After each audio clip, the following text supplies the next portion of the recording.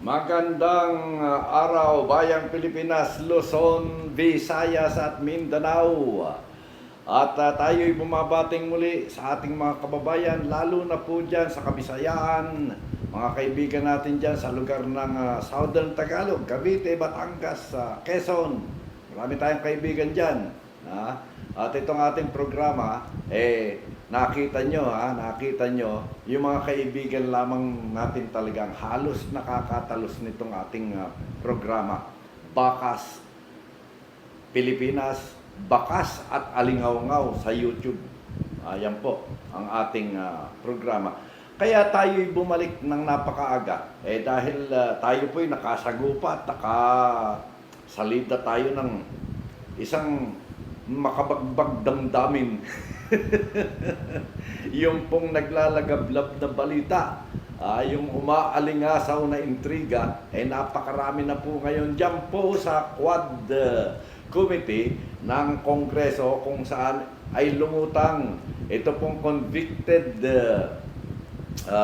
prisoner dyan sa National Bureau of Investigation, Bureau of Prison pala, investigation naman, ikaw naman. Ito, mga kababayan natin, ito pong dating intelligence officer na si Jimmy Guban, gumawa po ng statement dyan po sa Kongreso, katulad din ang ginawa niyang statement doon po sa Senado, okay? Pero doon sa Senado, nanumpa siya, talagang binasa rin niya ang kanya pong testimonya, affidavit, na idinidiin po yung Colonel Asierto doon at wala siyang kinalaman talaga doon sa mga anomalyang nangyari, palusutan ng kargamento dyan sa Bureau of Customs. Intelligence officer po yan sa Customs Intelligence Investigation Service sa Bureau of Customs. At sabi nga po niya, 17 taon na siya riyan, ibig sabihin, kung mula doon sa termino po ng ating pong dating Pangulong Digong Duterte, 6 na taon, tsaka 2 taon ngayon, 8 taon. Ibig sabihin, 9 na taon na siya roon bago pa dumating si Digong sa Malacanang. Okay. At siya ay naging hepe po ng Port of Manila sa intelligence group at kasama rin siya sa monitoring group. Kaya pati ang Manila International Container Port doon po sa Tondo ay sakop din ng kanya pong responsibilidad. Ngayon, ito po ay nasabit Unang nasabit ito sa Senado sapagkat na-contempt ito. Alam mo naman pagka nako-contempt ka, anong dahilan? Dalawang bagay, hindi ka nagsasabi ng totoo o nagsisinungaling ka ng tuwiran. Hindi ba? Umiwas ka sa kompromiso. Ngayon, ito pong sa Kongreso, itinuturo niya ngayon ito si Paul Gutierrez. Si Paul Gutierrez at itong si Attorney Lourdes Mangawang ng Bureau of Customs at pati si Benny Antiporda. Mga kababayan natin, kaya natin ito tinatalakay. Sapagkat yung pong sinasabi niya ngayong Paul Gutierrez na yan po mga kababayan ay opisyal ngayon dito sa administrasyon ng ating Pangulong Bongbong Marcos. Siya po ang undersecretary ang kanyan ang kategorya. Nangangalaga po yan sa Task Force on Media Security. Yan, Presidential Task Force on Media Security. Ibig sabihin, yung seguridad ng kanyang mga kabaro, naging presidente po yan ng National Press Club, katulad ni Benny Antiporda. At ito namang si Des Mangawang, o Lourdes Mangawang sa kabuuan, ito po yung naging collector ng customs at naging hepe ng X-ray division po. X-ray division. Binuo niya ang istorya ngayon at sinabi niyang nagsinungaling siya sa Senado at binago niya ang kanyang testamento doon pa sa lower court. At kaya siya umapir ngayon dito sa Quad Committee na ito para sabihin ang katotohanan, pawang katotohanan na sinandal pa ang kanyang sinabi sa Panginoong Diyos. Yan. Marami nagtanong sa kanya, matatalino mga nagtanong sa kanya, si Congressman Abante, Congressman Acop, si Johnny Pimentel, magagaling eh, ang nagtanong sa kanya. Pero, isa lamang ang hindi natin narinig na tanong, hindi ba?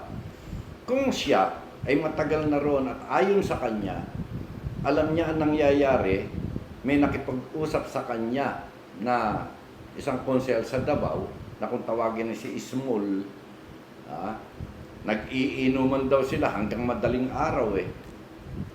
3 beses nangyari yon, ibig sabihin, close sila.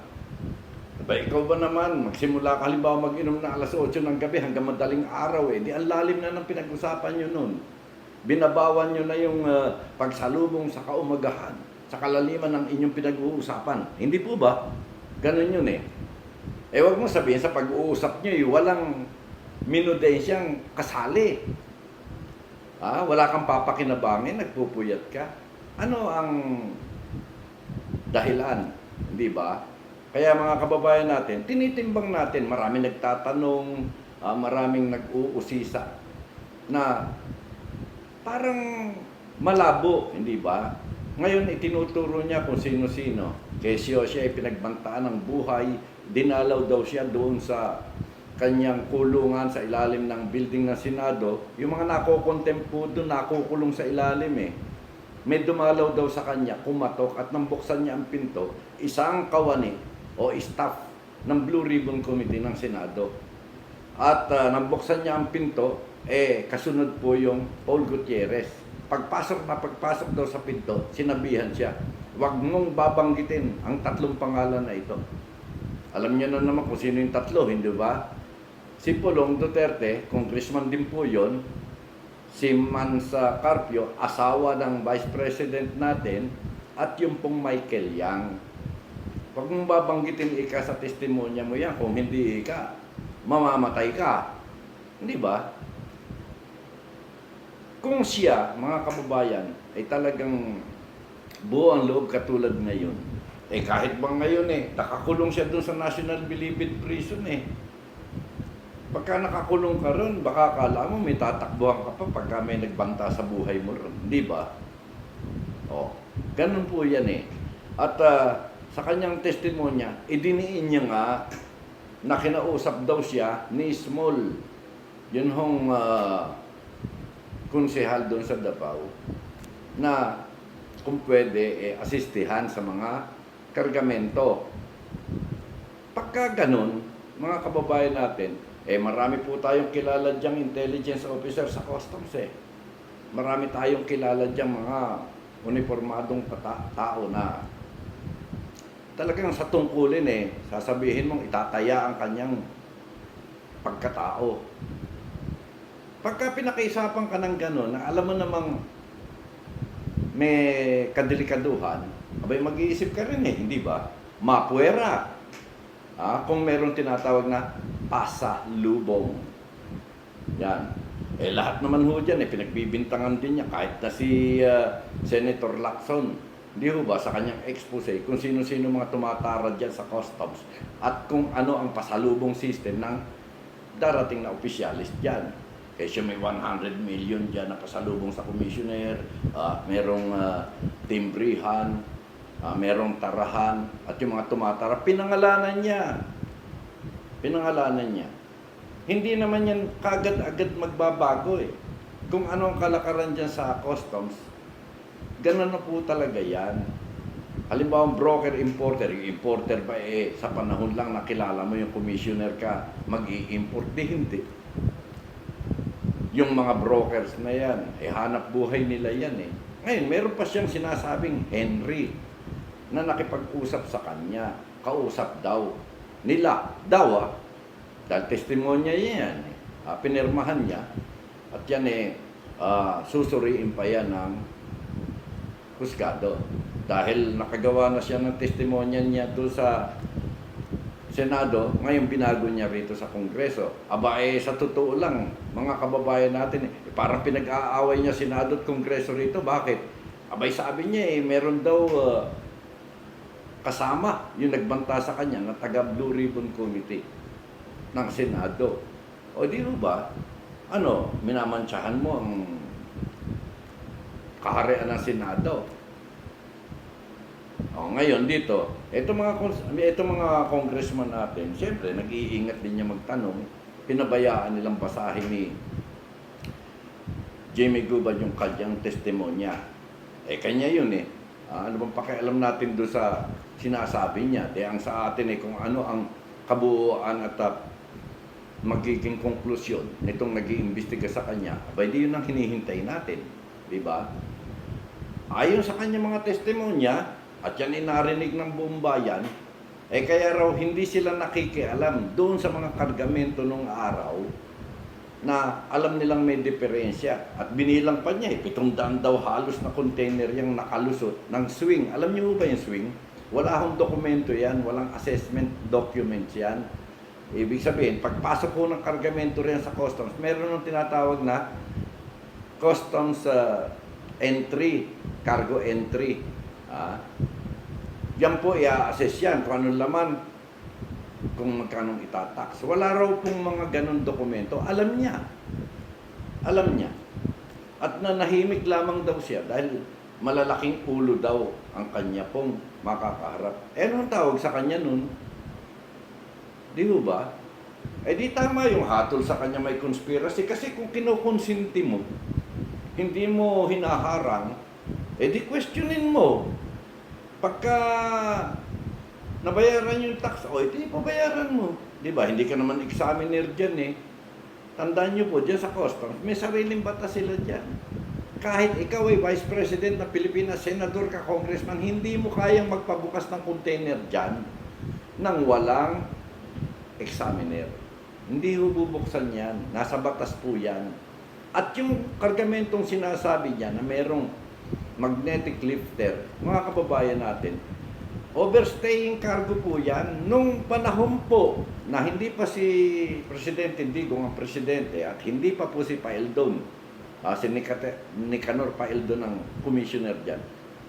Yan po ay pagka sobra 30 days, ini-issuehan po yan ng district collector ng warrant of seizure and detention o rekomendasyon do sa Office of the President, Office of the Commissioner, para issuehan po ng warrant of seizure and detention. Ibig sabihin, kinukumpis ka yan, pero pwede mong i-apila. Pwede mong i-apila sa law division. Ganon. Bakit hindi na-issuehan? Yan. Kung paano ngayon, kung sa suspetsya ng tao, yan ay isinabay lang. Kaya na-abandon. Hindi na isabay. Sabi niya, siya mismo nagsasabi, gate pass lang ang kailangan, hindi kailangan ng documentation, assessment documents, makakalabas na ng gate kung yan ay kasama talaga doon sa sinasabi niya, di nakalabas din sana yan. Ba't hindi nakalabas? Inabandon. Baka ay sinabay lang. Diba? Yun. Ganun po. At kung ikaw may kapabayaan, meron kang pagkukonsinti sa mali, dapat lang talagang matanggal ka dyan sa Bureau of Customs. Dapat lang talaga. Ang sistema ngayon, hindi lang siya natanggal. Diba? Nakulong pa. Yung bang mga huwes na yan, na nag-imbestiga at humatol sa'yo upang makulong ka. Yan ba? Di siyempre, pinag-aralan din yung mga dokumentong ipinipresenta mo. Malalim po yan yung pong mga nakakausap natin, mga kaibigan natin, ang kanila pong analysis dyan, haka-haka, baka naghahanap damay yung mama. Naghahanap damay yung mama. Kailangan ayusin po talaga ito. Ang may kasalanan, palutangin. Pero yung pagbibintangan mo ang tao, yung tinatawag natin na publicity gimmick, gagawin mong guilty yung tao sa publicity lang. Pag-aaralan yan. Tandaan mo, yung pong si Man Scarpio, abogado rin yun. Anin ko pa yung isa, yung economic advisor ni Digong na si Michael Yang. Yung pangalan nun pati Batang Maliit, kilala na ngayon pinag-uusapan sa media, pinag-uusapan dito sa vlog dito sa mga social media vlogger, pinag-uusapan po sa sulok-sulok yan. Hmm. Parang si Alice Goo, pag kami nakamukha ni Alice Goo, si Alice Goo, kamukha lang. Ang daming kamukha eh, di ba? Ganon din si Michael Yang. Ngayon, itong si Paul Gutierrez, na ito po ay dating Pangulo ng Philippine National Press Club. Itong pati si Benny Antiporda, naging presidente po yan. At hindi may aalis na yan nakikita sa bakuran ng Public Works and Highways, kahit sa Malacanang nakikita yan, sa Bureau of Customs, sa BIA, bumibisita siyempre, nag-uusisa, taga-media, di ba? Lalo na kung ikaw ay presidente. Kung yun nga lang ipinipwesto ng kanilang mga editorial management dyan sa mga tabloid, sa mga broadsheet, nadidistino po yan tinatawag na ikaw nandiyan dyan sa police department, ikaw nasa sa Congress, ikaw nasa Senado. Meron po yung beat kung tawagin. May beat sila. At naubo tuloy tayo Kaya ito, parang suicidal move Suicidal move. Wala na mawawala sa kanya convicted na siya. Paano kung makagain nga naman ng simpati yan?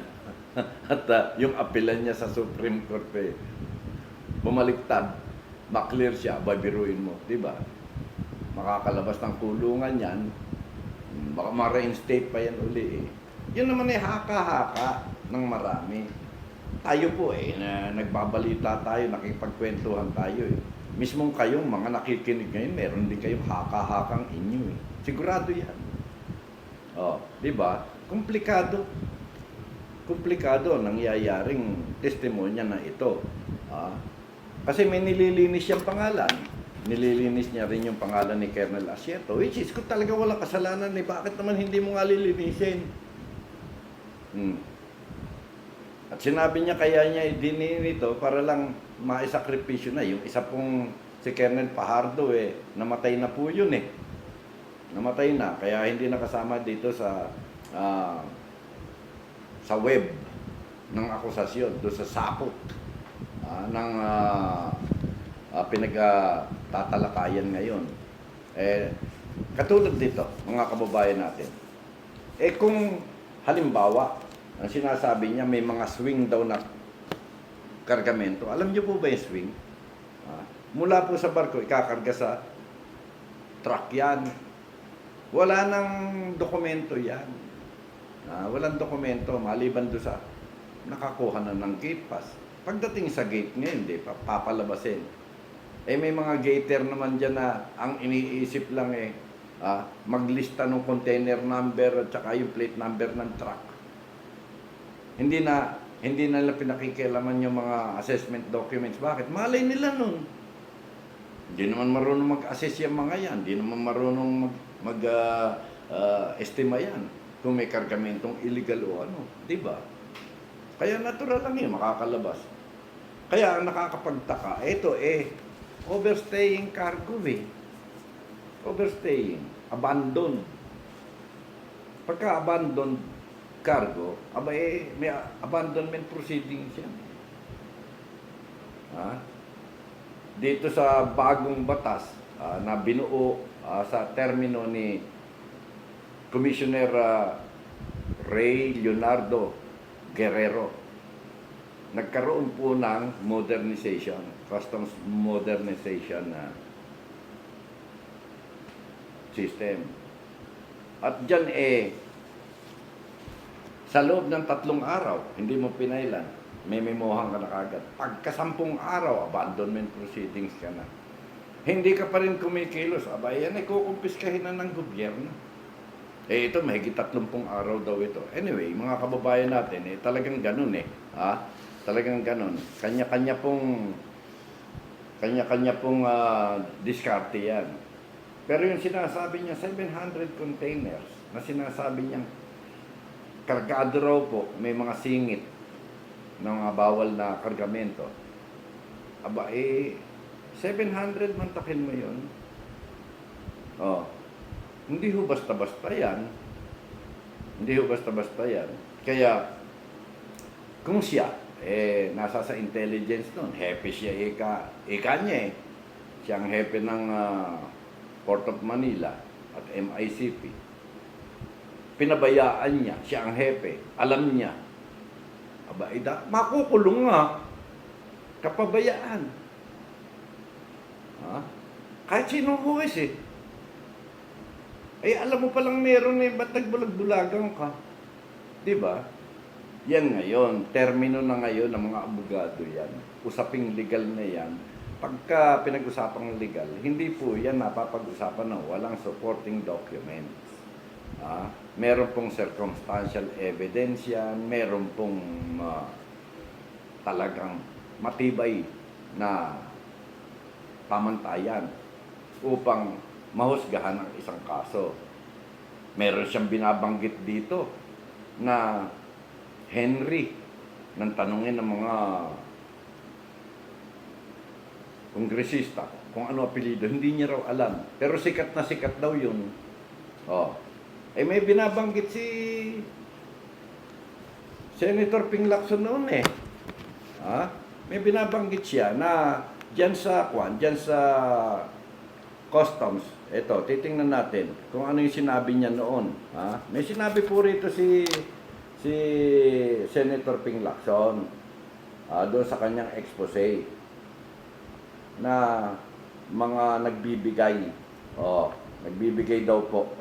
Pakinggan natin.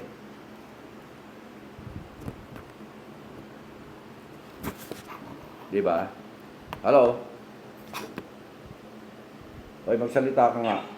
Yan. Jerry Yu, Manny Santos, David Tan, Jude Lugarta, Eric Yap, Edvic Yap, Ruben Taguba and Mark Taguba, Noel Bonbalin, John Paul Teves, Jerry Teves, Joel Teves, Jan Teves, Ringo Teves, George Tan, Joines Dennis Derama, Harry Tan or Henry Tan, Yun. Bim Castillo, George Wee, Attorney Benir Bakiran, Johnny C, Armando Burog Tolentino and Ruel Tolentino. Kimberly. Okay. May nabanggit na Henry dun eh. Na regular na namimigay ng tara. Huwag na natin pag-usapan dito kung magkano yung tara, di ba? Yung mga pangalan lang na sinabi na namimigay, merong isang Henry dun. Ibig sabihin, totoo to sinasabi ni Jimmy Cuban na meron nga pong isang Henry nun na tumatayong influencer, padrino, at service provider. Siya pwede maghanap ng broker. Maaaring yung broker na yun may pinaparkilahang consignee with bodega. Ganun. Ganun po ang kalakaran dyan. Buhay yan ng mga service provider doon. At hindi po kalaliman yan eh. Kung si Ping Lacson nga eh, di ba? In-announce niya nga yan kung sino-sino yung mga nagbibigay na yan. Dami. Dami. Ibig sabihin, talagang maraming biyaya. Maraming biyaya dyan na nagkalat sa Bureau of Customs. Since immemorial po, ganyan na yung Bureau of Customs. Kaya nga po yung si St. Matthew nag-resign eh. As a tax collector. Diba? Nag-resign nga yan si St. Matthew. Sumama na lang kay Jesus Christ yan para maging apostoles. Yan. Tax collector yan eh. Dito sa ating kinalalagyang mundo ngayon, saan man po tayo dumako, meron po talagang sistema. May bukulan nga dyan eh. Hindi natin malaman dito kung ang dahilan niya kung bakit nagkaganyan. Baka sabi nga nila meron daw bukulan. Yung bukulan, yung halimbawa nakadelehe siya, hindi ka pinapartihan, di ba? Bukol. Mahirap po yun, di ba? Yun ang bukol na hindi gumagaling eh. Yan. Ayon dito kay Senator Ping Lacson, ito raw pong si Commissioner Isidro La Peña, matino ito eh. Matino. Ito ang sinasabi ni Jimmy Guban, na yun ang commissioner noon. Matino raw po ito. Mismong itinataya ni Senator Ping Lacson ang kanya pong pangalan kay Isidro La Peña. Huwag natin pag-usapan si Commissioner Paeldon, si Canor. Huwag natin pag-usapan yun. Yun naman natanggal na napakaaga ron. Pinalitan nga ni Isidro La Peña. Pagkatapos, inilagay uli si Ray Leonardo Guerrero. At yan ang gumuhit ng pagbabago. Nagbago ang sistema ng dokumentasyon. Nagbago ang sistema ng mga pagtanaw ng violation. Ewan ko lang kung nagbago ho yung nag-i-implement ng regulasyon. Hindi ho ba? Alam niyo naman pag may bagong regulasyon, bagong pa niya. Bagong gimmick yan. O, di ba? Pwedeng maging instrumento pa ng bagong diskarte sa pagkakapakinabangan. Yan. Ganun lang. Anyway, mga kababayan natin, kaya natin pinag-uusapan ito. Sapagkat sa hindi magtatagal, ito po ay gagawa ng desisyon ng Kongreso. Diyan sa Kongreso, hindi mo naman maloloko yan si General Acop, di ba? Maloloko mo ba yung mga tao riyan? Ito lang si Congresswoman Beatrix Luistro. Ang talino eh. Matalino eh. Hindi lulusot eh. Meron pang mga abogado riyan na talagang magagaling din magtanong. Malalaman natin at harinawa na ang katotohanan. Ay sabi nga ni Benny Antiporta, ni Benny Abante, yung Congressman Benny Abante, ipagdasal natin ang katotohanan. Dahil sumusumpa po itong si Jimmy Guban sa harap ng Diyos na siya ay nagsasabi ng katotohanan. Ganon din naman ang ginawa niyang testimonya sa Senado eh. Pagka ikaw ay sumumpa ng pawang katotohanan, para sa Diyos po yun eh. Peperma ka doon. Pagkatapos, sa bandang huli, babaguhin mo. Di ba? Yung credibility nun, medyo may konting problema. Kaysa sa doon sa talagang sa simula at sa huli. Yun talaga sinasabi mo. Kung ikaw ay makulong pa, katulad ni Laila de Lima, di ba? Mula sa una hanggang sa huli, sinasabi niya, hindi ako kasali riyan. Inosente ko riyan. Yung mga nag-witness against Laila de Lima, di ba? Yung iba namatay na.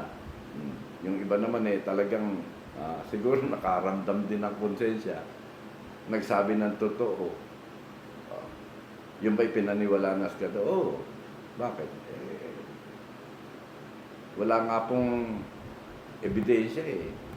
Mahirap yung hearsay lang eh. Binigyan ko ng 6 na milyon, binigyan ko ng 10 milyon. Wento-wento. Katulad din ito yan. Sabihin mong si Manscarpio, si Pulong, at saka si Michael Yang. Pagkatapos hindi mo raw naman pala nakakausap. Sabi lang nung si Ismol. Kahit ako, pwede ko sabihin yan eh. Sabi ni President Bongbong sa akin, ganito.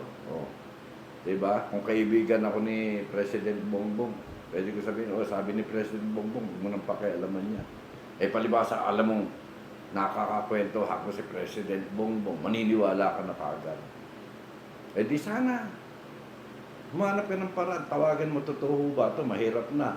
Baka mamaya mapalautan tayo rito. Ganun.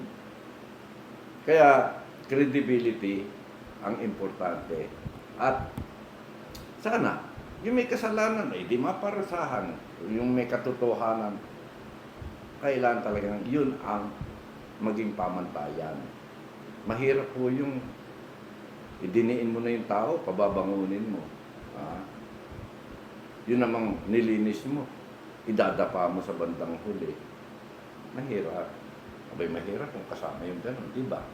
Okay, mga kababayan natin, maraming salamat. Sa susunod, pag-usapan natin, yung susunod na hearing, bantayan natin. Tingnan natin. At sana mag-subscribe kayo rito. Konti-konti pa eh. Pinaparami natin dito yung kakwentuhan natin. Mag-like din kayo. Kung kaibig-ibig, kung hindi naman, okay lang. Di ba? Okay, mga kapatid, mga kababayan, mga kabakas, bakas at alingaw-ngaw. Bakas ni Kokoy Alano.